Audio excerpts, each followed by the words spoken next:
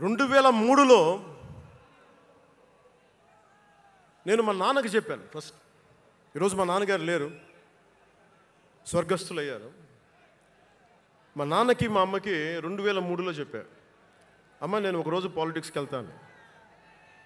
మా నాన్నకి నచ్చల మాట. శుభ్రమైన కెరీర్ పెట్టుకొని పిచ్చేంట్రా నీగా నేను. కానీ నేను చెప్పలేకపోయినా ఆ రోజున.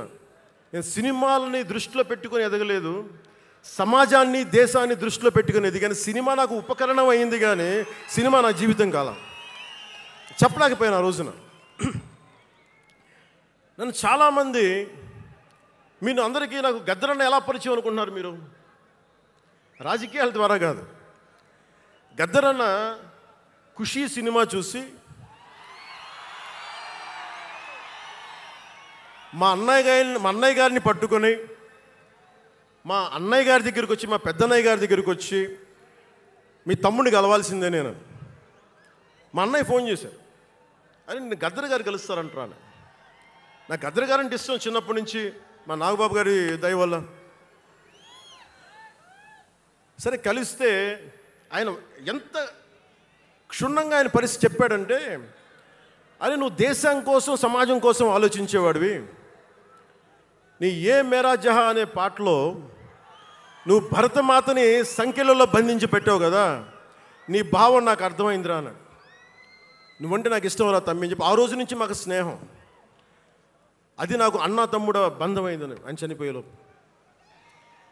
అలాగే 2006లో నేను విపరీతంగా ఒక PhD కోసం ఒక స్కాలర్ ఎలా చదువుతాడో పుస్తకాల మధ్యలో సినిమాలు చేశాను.